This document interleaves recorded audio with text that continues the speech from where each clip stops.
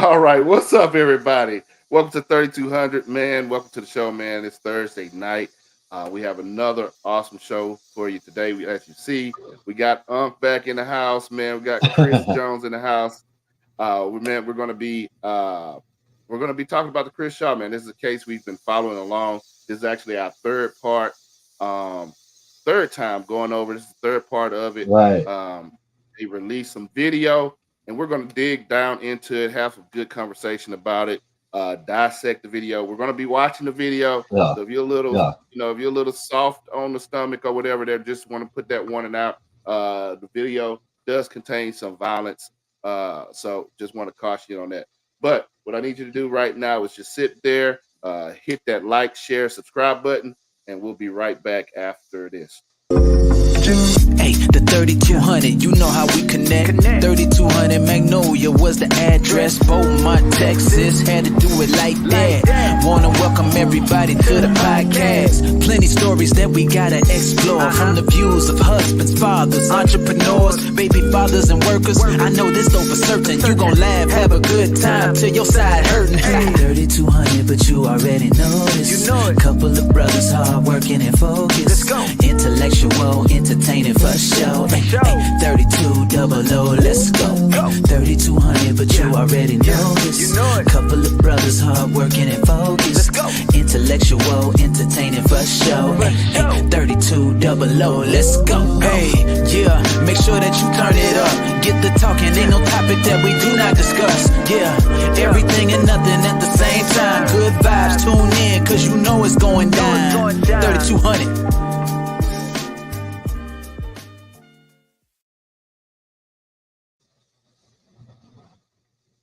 Yeah. Look, real quick before we dig into the show, man, we gotta do a little housekeeping. We gotta pay some bills, man. We gotta pay some bills. Look, 3200 has partnered with Grateful Apparel, man. Grateful Apparel has great clothes with a positive message for everybody to do that. Look, if you go on that site, man, I know it's Christmas time, man. You're looking for stuff to buy the kids, buy the husband, buy the wife. Go on the site, man. Grateful Apparel. Use that code the3200, and you'll save 15% off on any purchase. Look, there has a huge sale going on. There's going to even be a bigger sale next week for Black Friday. So go ahead, go on there, use that code, save another 15% off on us, man. On us, the 3200. GratefulApparel.com. All right, so let's welcome to the show, man. Jonathan, how you feeling? I'm cool, man. I'm cool, man. Let's get to it. Let's get to What's this. up, D? All He right. jumped on All right. bouncing R&B, so I'm quite sure he mad cool. He mad cool with that. Yeah, we got Chris Jones here. Chris, like I said, we're sitting here, we're talking to the Jefferson County Sheriff's Department released the video of Christopher Shaw and events that led up to the scuffle and then the paralyzation of Christopher Shaw in the video. This is all video uh, from the security cameras at the jail. Um, there's no body cam video or nothing has been released yet. BPD still has not released any video yet, so we're still uh, asking and demanding. I would say demanding more than asking, demanding BPD to release their video. So for the safety and for the safety and justification of what happened, so we can see the story.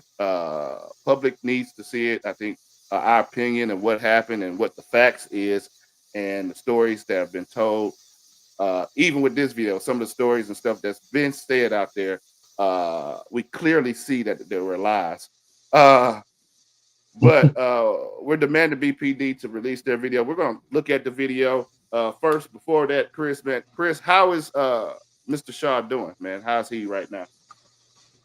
Awesome, guys. Thank you again for allowing me to be on the show.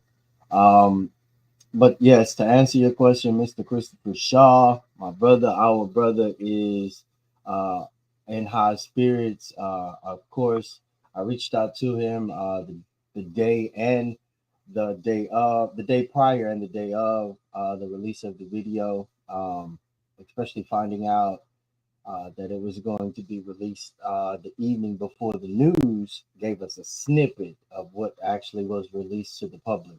So I do want people to know that what was on the news is only a snippet, or just a snippet of what they wanted you to see. Sort of kind of creating the narrative of that particular situation. But Mr. Shaw did say, he's had to relive that situation all over again, watching that video from this side of it actually happening to him. So to relive that, that works on anybody's mindset and physical spirit as well. But I will say that, mentally he's uh, uh, capable of continuing to engage not only with myself but his attorneys, his legal team, as well as his family. And I just continue to ask that we, continue to pray for him for mental and physical strength as he continued to endure this process. Yeah, good to know that he's doing uh better. Like I said, continue prayers for him. Uh, that's the thing about these cases; they last a long time. They're always bringing up memories. So, uh, continue And not prayers only for him that, throughout I this but whole yeah, not only that, Mr. Shaw, in the second video we did that we took down for legal purposes. And after this video, we could definitely put that one back up. But Okay. Mr. Shaw was gagged, by the courts for speaking out to the public and or to the media about his particular case and or his side of the story. Mind you, he was not even asked, and which um, as an attorney, I probably wouldn't have put him on this thing either, but he wasn't even allowed to give his side of the story because of him facing, 25 to life for the alleged assault to a peace officer. And if many of us are familiar with the practices of our, judicial system here in Jefferson County, Texas, it's not always as fair as we would like to think it is. So that's one of the things that Mr. Shaw regrets, is not being able to um, converse and relay his side of the story. And even more things that happened after the video and before the video, like you alluded to. Ike, we have only thing we've seen is the process that happened, or the altercation that happened um, at the Jefferson County Correctional Facility. But there is no telling what happened in the approach of, and apprehension of, arrest of, transport of Mr. Shaw to Jefferson County facility, and or the transport of Mr. Shaw from Jefferson County facility to the hospital, as well as the transport of Mr. Shaw from the hospital back to Jefferson County. Mind you, the same officer who assaulted Mr. Shaw was not charged in any criminal charges, and was also the officer that transported Mr. Shaw from from the Jefferson County facility to the emergency facility. So tell me that yeah. there's a lot of things that um, I think we as the public, like you said, need to know, not only for our comfort, but as well as for us to formulate a sense of um, uh, responsibility when those types of things happen on offices that we employ, judges that we elect, doctors that that we employ as well. So this thing has a very big and huge resounding image on how we treat not only our citizens, but a person that's alleged for intoxication. Yep. Yep. Exactly, man. And like I said earlier, there, I gave a little disclaimer earlier there, man. We're gonna be. I've got the whole video here. I'm just gonna play it. And we'll talk through it and everything while it plays. This is like the whole hour and 18-minute video on there. Um, but and I'll be honest there. Well, not fair use, I guess. Everybody said fair use. We'll put that play on there. Fair use of it there. The KFDM. This comes straight off of KFDM and the video that they shared there. I'll be honest with you, man. I watched the video. I watched it over and over and over again. Um, and I was trying to find one thing that would justify this officer for doing what he did. And there is absolutely no reason for it, man. We'll see it here in the video. This the first time that he dropped. He pinned him down to the ground, or I don't know if they fell or what on this, but looked like they kind of fell down, or he dropped him down to the ground or whatever. But this is not the part that paralyzed him. What paralyzed him was on the inside there. The video for me, it was a hard watch, a very hard watch to see how everything transpired. In my opinion, this should have been done so much better. It could have been done so much better than what happened there. Um, I don't know, Jonathan. What's your thoughts? I know this is a little slower video than the one I sent you, but what's your thoughts? Yeah, yeah. I watched this one too. Nah, the cop was so on that first, I thought it was accident, but nah, it wasn't. It wasn't. He put his foot in front of his and he kind of clipped him. So he clipped him to make it look like it was an accident, but nah, he did that on purpose to get him on the ground because he couldn't handle the situation. Now, this is my problem with this whole situation, and that's why I said Memphis handled their situation way better than Beaumont. They showed you every video. So yeah, it does look like he was, a little irate or whatever, but I want to hear what was going on. I want to see every angle. And we didn't get that on this. And that's what pisses me off because I'm like, don't give the people this. I mean, this was a waste of time. It was just bad. I mean, he fell to the ground right there. Now, if he was so irate, have no to clue me, that in 2023, the if he was best so way to make irate money on Amazon on is that not with physical. situation, they should have. He should have been calling the jail before he even entered. Before he even got out the vehicle, he should have notified them. They would have came outside. They know how to handle it. He didn't know how to handle it. He's not trained for jail procedures, obviously, because the three guys that's pinning him down, they were more calm than he was. He was very aggressive.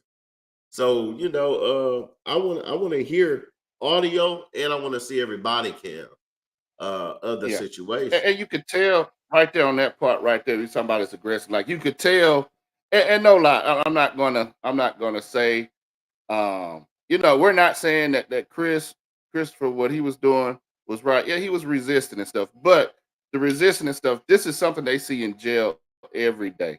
This is something they deal with every. He is not the first prisoner to kind of fight. He's not the first prisoner to kick or spit or nothing.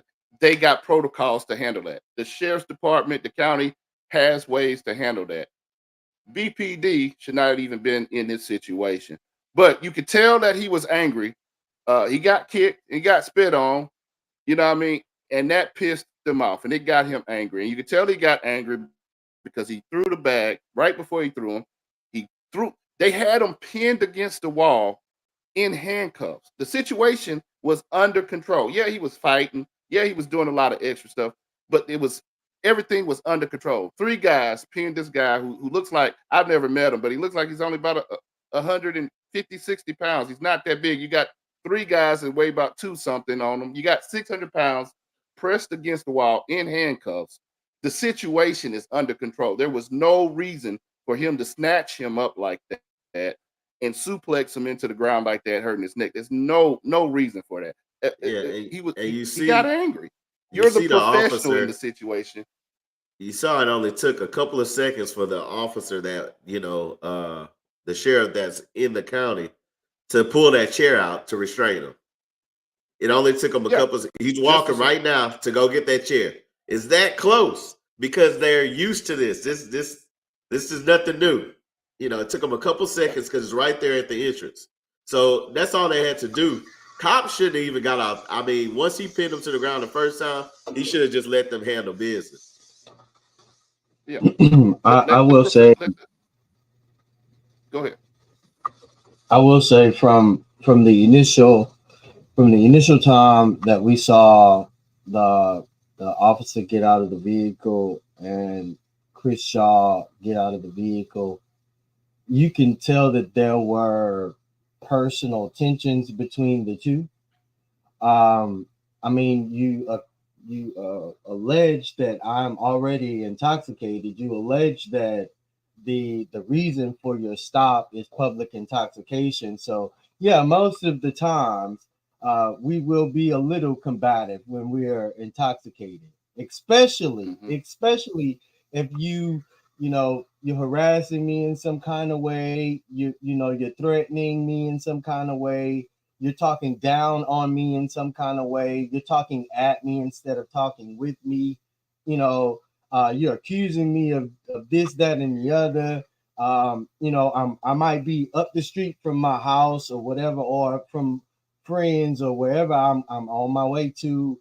Uh, it just doesn't make sense to me that a personal or a person, a citizen that employs a civil servant will have to endure these types of things just because of what my mouth said. Allegedly to alleged to the police officer and the report, the assault didn't happen until he got into the correctional facility. So like you said, Jonathan, um, I guess you should have known your space. I didn't see anybody kick anybody. I did see if me, and I'm putting myself in this position. You got your thumb in my throat, and if you look at it, when they first put him up against the wall, the officer has his thumb in his throat. The correctional officer has his thumb or his hand up on his chest, which is authorized movement, which is authorized placement of your hands to restrain that's no longer authorized. The hook around the underarm, that's no longer authorized, or should no longer be authorized as a practice by Beaumont Police Department or any police department because of these particular situations. Again, to me, I'm looking at the distress in Mr. Shaw's face again from the moment that he got out of the car. Again, you said he was allegedly, intoxicated. But again, if I'm intoxicated, I'm just intoxicated. I'm not aggravated. I'm not, agitated. Again, the beginning, from the moment that he got out of the vehicle, you could see that Mr. Shaw was agitated by whatever conflict that they had from the time he was apprehended to the time they reached that video. So it's a lot of questions, that the community have, especially addressing some of these concerns with organizations like the NAACP, the other organizations that we have within the community. Some of our ministers and pastors in the church have their faith, their parishioners talking about this particular case, because there are certain things that needs to happen in Jefferson County that only can come from its populace, that can only come from its residents, especially if you're expecting reform from issues and situations like these. Yeah. You can clearly tell, like you were saying, Chris, like you're alluding to there, that it was something personal. Like the cop took something personal. The whole situation personal. Like I said, I don't know what was said in the vehicle. I don't know what was going on in the conversations or whatever it may be, but it really doesn't matter because you're the professional. I did bill collecting for in between the military and my job that I got. And I did bill collecting uh, for about 6 months to a year, and I would get cussed out every day. And yeah, I wanted to cuss some of them people back out, but it wasn't. for me, it wasn't personal. I didn't take it personal. It's like, hey, they're cussing out the company I work for. They're not cussing out me. And that's the same thing as police officers. Like, no matter what happens, I don't care if he kicked you, if he stepped on your foot, if he said something about your mama, your grandma, your great grandma, your baby girl, whatever he did, you are the professional in this situation there. You know what I mean? You shouldn't be taking none of it personal. You should be in control the whole time, professionally in control. It's be no point where you should get. So if you get that point where you're so angry, you need to call back up and let somebody else take care of it. You walk away. He should have walked away a long time ago. Because whatever it is, he took it too personal. I don't know if he's just having a bad day. Dunkin' Donuts ran out of sprinkles or what the hell. I don't know what was going on, but he just is just too much, man. He's just doing too much.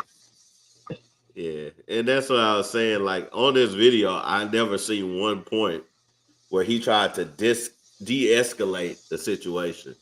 He only made it worse and worse. he elevated the situation. I mean, he escalated it. Even in the parking lot. I was gonna say, even in the parking lot, I could almost, if he was by himself and the guy he's arresting is a little aggressive and stuff, and you got to use a takedown maneuver. Okay, I understand that you're by yourself. Inside, there are 3 people pressed against the guy on the wall, and the guy is handcuffed.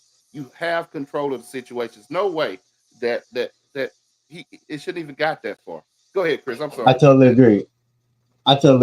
One of the, like you were saying, I'll back up a little bit after this, but one of the things you were saying that stood out to me, especially once you entered into the facility, we saw from the entrance, from them coming inside, from outside, that Jefferson County didn't have control of and or let's say authority of Mr. Shaw, because now he has crossed the threshold, right?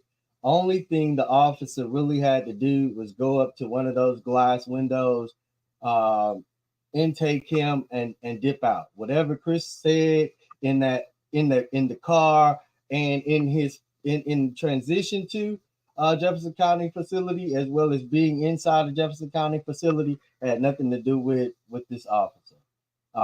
Again, like I said, I do believe that there were some personal things that were said. I do believe that, somebody pissed somebody off equally, and, tensions flared. I mean, again, why would a simple public intoxication get out of the vehicle at the Jefferson County facility and automatically have to be thrown on the ground?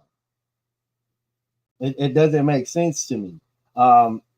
At this particular moment within the video, by recall of Mr. Shaw, this is about the time that he said he is asking them, what did y'all do to me? What did y'all do to me? What did y'all do to me? He was aware that this all was going on. Yeah, he probably blacked out for a second.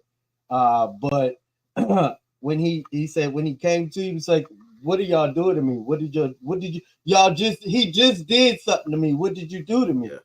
And he said, I could not, maintain my limbs. I couldn't control my limbs, bro. Like, and I'm telling them, what's going on? Something is not right. And the end result is this,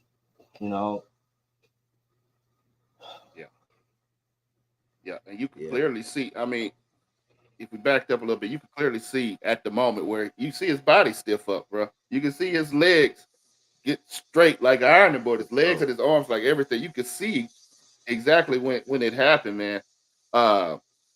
What's Terry? Terry said there's no public outcry from the citizens. I feel the same way. I thought once the video came out and I watched the video, I thought I was thinking it's probably just my timeline. I'm not surprised though. I'm not surprised. I'm not surprised there is no public outcry. I mean, because if you think about the history of black and officer relations, I'm not going to say black and white. Let's say black and officer relations here in the history of Beaumont. It's about the same as what we see here with Mr. Shaw. And, some time before Shaw, there was William Boyd Brown, way before our time, but this was, an issue that has the same sentiment. Police officer, engaged with Mr. Boyd Brown, and these are the, process. This is the same practices. A paralyzed gentleman who eventually succumbed to his ailment, or you know what I'm saying, or his injuries. Um, uh, a historical figure to our Black history in Beaumont, and these practices are still ongoing. Here it is, maybe 50 years, between 50 to 52 years ago, and we still seeing the same thing. So there won't be as much of a public outcry as we saw in the past, because now we're numb to it, right? It's happened to individuals of our past, like William Boyd Brown, and those individuals in between, leading up to Christopher Shaw. So to us, and many of us, rather, not me in particular, but many of us in our community, this is common. This is something that always happens. Whether we scream out about it or not, it's gonna still always happen. And it's and that's the the the apathy that we have from our community, and the lack of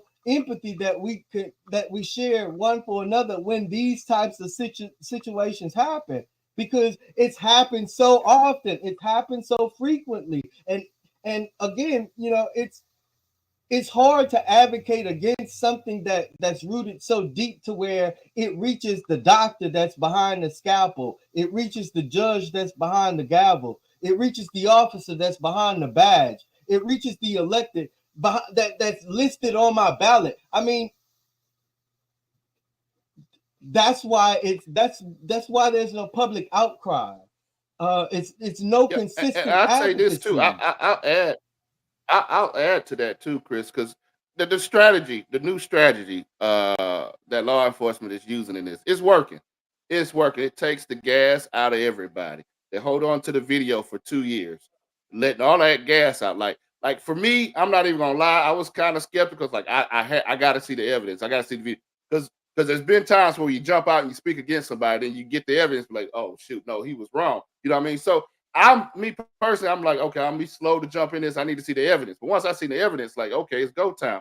But also they do that. They hold on to the video for 2 years. BPD still has not released the video. We demand BPD to release their video.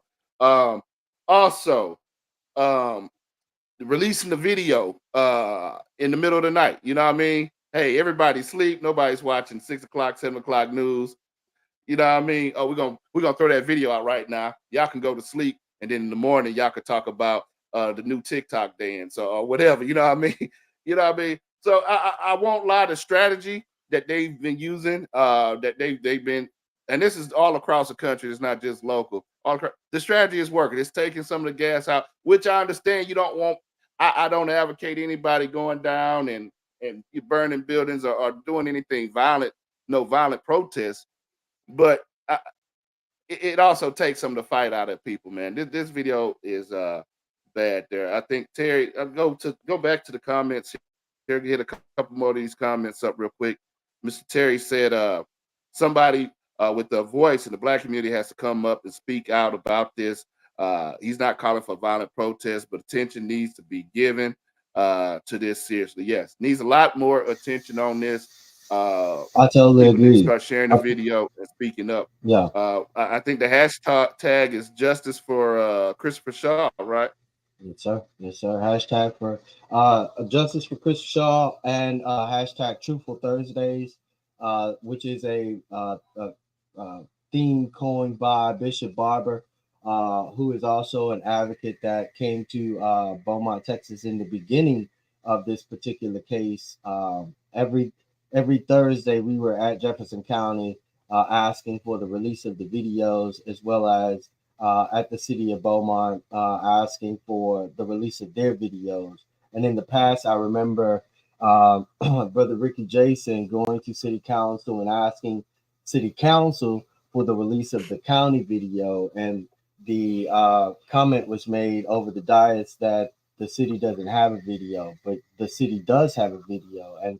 And to be honest with you, the city has a video again from the responding officer's body cam, the vehicle that pulled up on the scene, any other responding officer's body cam that pulled up on the scene, their videos, their vehicle videos as well that pulled up on the scene. It's not just video that comes from officer body cam and or video that comes from the dash cam of the camera. It's also audio, and like the brother mentioned, that audio will give us the information that we need to hear where the altercation actually peaked.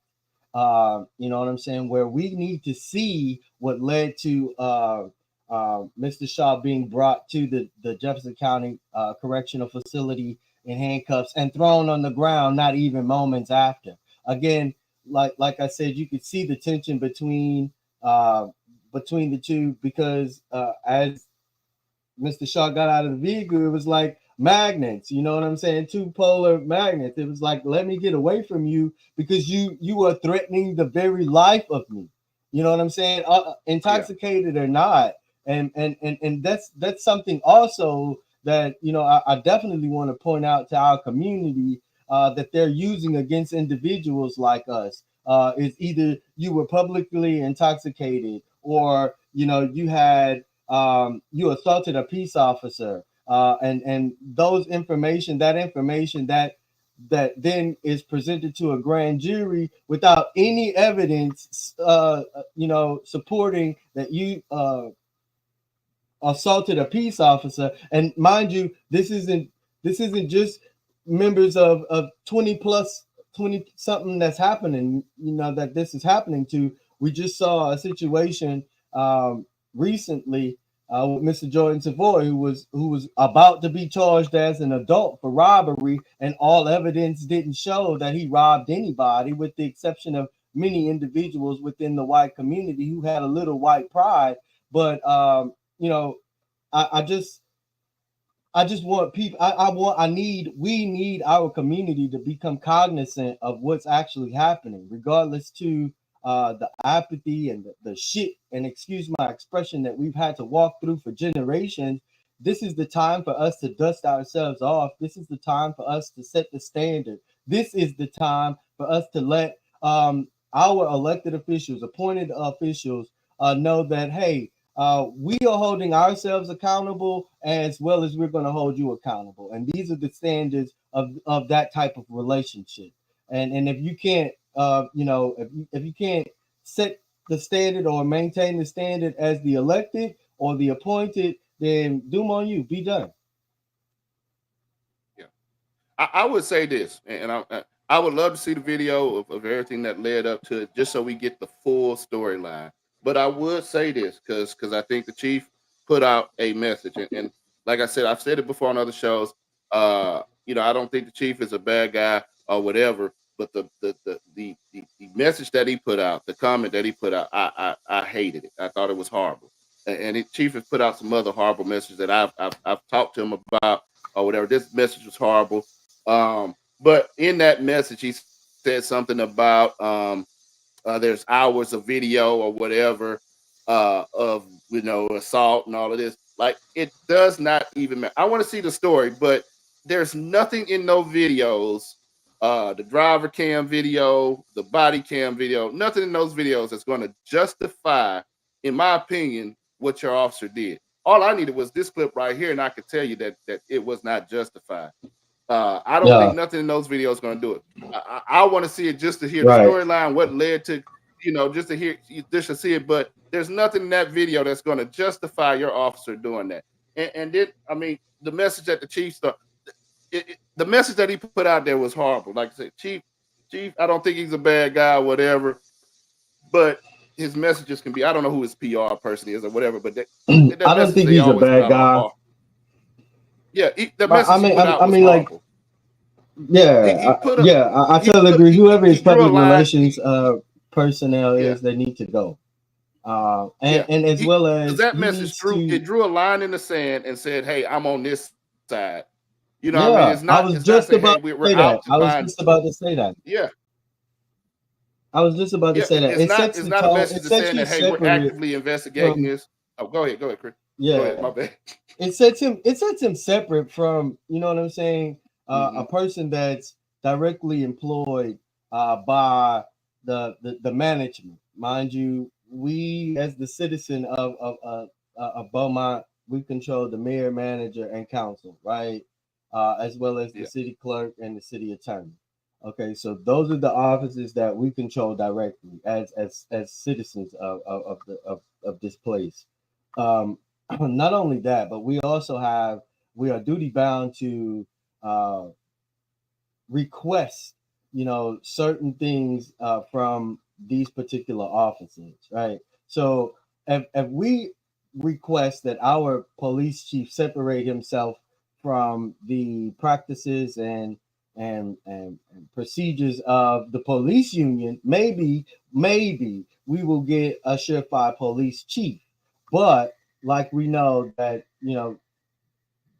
they are supported through a union, and just like many members of the military and many brothers and sisters that are of a Greek facility, affiliation, they're not going to go against their brother and or their sister. So this is pretty much the same situation that we have yeah, with our chief. And not to say. Um, our chief is known of great things throughout his entire career as a Beaumont police officer, uh, because that's not the case. There are members of our history um, who remember when our chief was a beat officer or a narcotics officer or whatever position department that he played in before he advanced to a police chief. Again, this is the chief. If the chief of our police department says that, hey, that's okay, don't worry about it. We'll do yeah, whatever PR thing we can do to make it look like this, that, and that's not okay. And and if you are yeah, a good guy, then my expectations are for you to overall act and perform as a good guy, even if it pisses somebody off, even if it makes you stand on an island by yourself, um, doing good yeah, things, and especially bringing rightful representation to that office, especially knowing the history of it. Why would you come out and publicly say I approve and condone the actions of my officer? That was a slap in the face. And we have to understand that this wasn't the only time that, our chief said something like that. He said it before, when we No, saw the no, it's not the kid, only time. uh, Yeah, being slammed in the parking lot, with the situation when we had the NAACP and other members of the community went and speak to our chief about particular practices that needed to be removed. Um, so I just know that it's really going to take the efforts of a unified community that's not only unified but one that has a written and proven plan backed by data, backed by best practices, and yeah, not be scared to tell your friend that may be elected and or appointed, hey, you got to come out of there.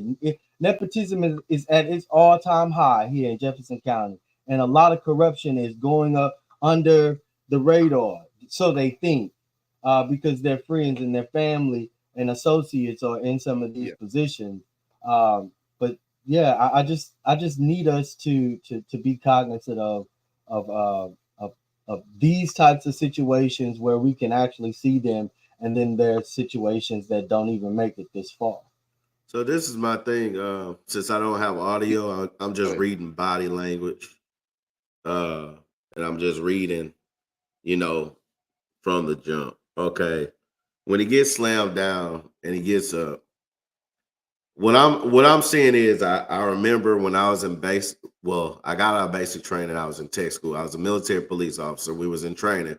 We did hand-to-hand combat. They were showing us, it was some Marines showing us some hand-to-hand, how to bring people down, things like that, ichio grip and things like that. So we would practice these not going 100%. Now, it was this guy we all hated because he was just a dick. That's all it was. And he was on that power trip. And that's how I'm reading this guy's body language. This guy, he like, I mean, we got into it after because pretty much he messed up my boy's shoulder because he was going 100%. And he just threw him down, had his arm behind us, and my guy has to get in a sling. Now we look at when they were transporting him out from outside, who brings him in? The police officer. Why? Like you said from the jump, you should be going straight to that desk, and that paper that you threw away should be going to it because that should be your ticket or whatever else you had for this case. But he's bringing them in, and the sheriff is behind him, all because it's a power trip situation. Now, I feel like once we get the audio from once he got pulled over, the guy probably was calm, even though allegedly he was intoxicated. He still could be calm. When I'm intoxicated, I'm calm. I'm chilling at the house, and I feel like he was more on a power trip. That's just the body language I'm picking up. But I definitely want to hear the audio with it. But yeah, I mean, he's the one who's leading everything. He's the one who's grabbing the arms. I mean, you know what I mean? I want to hear what was said right here because it could be some antagonistic thing that he just told him to try to set him off. A lot of these guys know what to say, know what to do to set people off as well. So, it was no point where he de-escalated anything. I feel like you said, he should have walked off because even myself, a lot of people would piss me off, and I would do the same thing. I say, hey, I'll take care of him. I'm gonna walk off. I'd rather do the paperwork because I ain't trying to get into it with him or make a situation. And on the other instance, Beaumont Police and any other police department. To me, this whole situation, so we want to talk about accountability. So say, for instance, you get called to domestic violence situation, okay? Because how I'm looking at it, you said he kicked them and he spit on them, which to me, I really feel like he didn't really kick him. He might have kicked his leg, but I don't think he kicked him in the nuts like he said. But you're saying that it's justifiable for someone to throw somebody if they kick them or spit them. So you go into a domestic violence situation and the wife kick or spit on the husband, you're saying you're going to stand by and let him beat the crap out the wife because he kicked or spit on him. I mean, that's how I'm going off of it. Because, right is right, wrong is wrong. There's no such thing as a police right and a police wrong and our right and our wrong. It's just flat out. So, come on, y'all. It's simple. This guy should be locked up. Yes, I totally agree. I totally agree. And just like we mentioned just on accountability for our too. first show. Yeah, my bad. Go ahead. Oh, no, I was just saying, just on accountability too. I was a supervisor. When I was supervising, man, my guys did something wrong. I felt the need to protect them. Somebody kind of accused them or whatever. I try to protect them because you don't want nobody losing their job. You don't, You get close to these people. You don't want them losing their job or whatever. Even though they did wrong, you still try to protect them. And that's what I see the chief doing right now. If you, to me in this position, if you're too close with your officers, if you feel the need to protect them, then that's when you need to step back and like, hey, look, to get a fair case, I'm going to let the Texas Rangers come in and investigate this. I'm going to let some other somebody else come in and investigate this. I can't investigate this because I'm too close to the situation. I'm too close to this officer. I know this officer personally. I can't make a right call because of my relationship with this officer. I can respect that. I can respect that. He did not do it. He watched the videotape. He made the call himself, and it's wrong, bro. We need fairness, justice, bro. I understand you're close to your officers. I understand all of that, but it's not fair to Mr. Shaw. Right. It's not fair to anybody for you to make the call without letting somebody else come in and investigate. It should have been an outside resource investigating this, not you. Once you're too close to the situation, and once your judgment and your thoughts have been compromised, you need to let somebody else make the call. Go ahead, Chris. My bad. I totally agree. I totally agree. Especially being that the video we're looking at right now is not the same information or evidence that they relayed to a grand jury to indict Mr. Shaw for assault to a peace officer. And if I kick you in your nuts, I didn't say tap him this time because the first time we talked about this, the nut situation, if I tap you on your nut, you're gonna fall over. So if I knee you or kick you or my shin hit you in your nuts, you're not gonna be able to you're not gonna be able to tussle me or any of that. So that he hit me in my nuts or my groin, that's dispelled. And again, if I look at it like if y'all look at Mr. Shaw's face again, I can't read lips that well no more, but he's damn near screaming for help. Like he's telling people that's around him, get this dude away from me. Like I'm really like you said, little brother, I probably watched this video and slowed it down so I could read lips, right? I wanna use what Uncle Sam taught me at the best of my ability when I'm looking at this. Body language, profiling is one of the things Uncle Sam taught us the best. You know what I'm saying? So like I'm looking at a conflicted situation, and I don't know who the real aggressor is because you created a narrative and told me that you arrested this gentleman on public intoxication. Yeah, and the thing is, like, even when they get on the wall and he gets around everybody, if everyone was aggressive, he would have been moving his head like this. If you notice, the contact is strictly between him and the other guy. It stays on. The contact stays. With that one. You messed me up with that one. Yeah, the contact stays with that the officer that brought him in. And that's why I know, and that's what I was reading as well. Him saying, help somebody, but the contact between him and that one officer, it was like no one else was even in the room. No one else. I mean, he stayed locked in with him because he knew something was going to happen.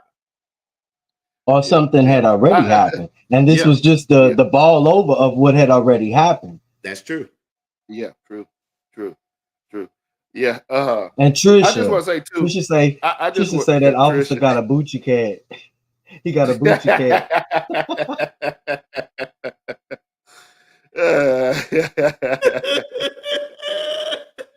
Hey, I didn't even think about that. You know what I mean? It takes 2 minutes and 15 seconds to recover from a nut punch, man. Don't lie. I mean, just a pluck. And there was no recovery, man. Just a little tap on it. Yeah, man. You gonna bend over, you gonna try to catch your breath, man. You ain't suplexing nobody after you got kicked in the nuts. Only on wrestling does it happen like that. Nobody. Now, if he said, if he said that he hit me in my nuts and we fell and we just saw him go limp to the ground instead of slinging, then I'd have been like, yeah, you hit that man in his nuts because he went down like a baby. You understand? A newborn baby. Stand up for daddy. You know what I'm saying? That's right. So I just told I don't believe anything that this officer had proclaimed, and I do believe that the charge or the filing of assault to a peace officer came when he knew he fucked up. And excuse my expression, when you did your radio like that, you knew you had effed up, because seriously, you are outside of your jurisdiction. You are way outside of your jurisdiction, especially when there are I just want to put it out there too. correction officers Go around ahead. the alleged to do what they supposed to do. I just want to put out there too. I watching the video over and over again, even right now. I didn't see anything wrong that the county sheriffs or the county people did wrong, other than like right here how they're handling them. Other than that, how they handle it after it happened, after he said he didn't have, after allegedly he said he didn't have any feeling in in his lower extremities. We all know, we see it on football, like when somebody got a head injury, a spinal injury, you don't move them. You know what I mean? You get the board or whatever. So them handling like they're doing in this video right here, that was the only thing that I seen that they did wrong. I don't think they were anywhere apart. I don't think, well, you could tell they didn't know anything because they were still trying to pin them down, and before the officers snatched them away from the county officers and slammed them down. I didn't see anything wrong that they did. Even the nurses, the way they jumped out there right away and stuff. I didn't see anything they did wrong. Everything that I seen wrong in this video has been done by that one officer. I just want to put that out there, and I know I don't know why it took so long for the county to release it. I've got my opinion, but I didn't see anything wrong in this video that the county people did. Look, this right here, how the officer standing right here. That's that. I just effed up. Look right there. I just messed up. That's what he was supposed to be in the first place. That's where the officer was supposed to be in the first place. Especially after the correction officers that came outside and corralled Mr. Shaw. This again is Mr. Shaw trying to tell them, I can't hold my head up. I can't hold my head up. What you talk about? I can't hold my head up. I can't feel my legs. I can't move my legs. And they talk so bad to him. That's why I know they did a lot wrong. Jefferson County Medical Facility, I know for sure, medical contract did a lot wrong to Mr. Shaw. I know for sure. It's some correction officers that came in on their particular time swaps or whatever that did neglectful things to Mr. Shaw. So they did wrong. You know what I'm saying? It's not oblivious as to you know what I'm saying, why he is extremely paralyzed. You left this man to lie on a bed in here for 7 hours in his own shit and piss. And the only time you moved him is when you got sick of the smell. That's the only time you attended to him. It was another nurse that probably on a totally different shift that came and told y'all better get this man to the hospital because he about to die. So it's a lot of neglect that, you know what I'm saying, I would say partners of Jefferson County or contracts of Jefferson County participated in. And I apologize for that. That's what I meant there. As far as the takedown and all of that stuff, I didn't see anything wrong that they did. But afterwards, how they handled them after the injury, there's even a part in this video where I guess they had took him to the emergency room and brought him back, and he's in a wheelchair, and one officer is like holding his legs, and the other, and they're rolling him in it like that. It's like, what is going on here? What are y'all doing? So there was things like that. We're getting towards the end of the show. I do want to ask Chris, what's next? What's going to happen next? Or what's next after this video has been released? What's happening now, and what's the next steps? What steps are they going through now? Well, the next step is to see what the legal representation of Mr. Shaw next moves are. Again, many of us in Jefferson County, or that that have been through the county court system or have heard about the county court system. I mean, so that's a touchy situation as well, especially when one of the viewers said it. I want to say Faith Love said what's the due process seems to be justified. Who are you going to cry to? Your oppressor? You know what I'm saying? So, and thank you for that comment, Ebony, because that is definitely the process that Mr. Shaw is and his legal representatives are actually facing. So uh, I would say for the community is to rally around different organizations like the NAACP, join the NAACP, become active with the NAACP, because it can't just be me, and it can't just be 3,200. It can't just be, a pastor or two pastors. It has to be a grander census of individuals who have, that's not numb to these types of things.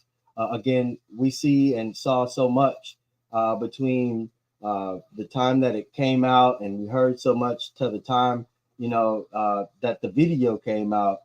To again, we've drawn our own. A lot of us have drawn our own conclusions, including some individuals who who saw the video, went to Sheriff Stevens' office to see the video in its entirety before it was released to the public. So I just want us to know that, Mr. Shaw definitely 100%, I hope, is going to pursue some type of civil suit against that particular officer. I hope that the officer is faced with criminal charges.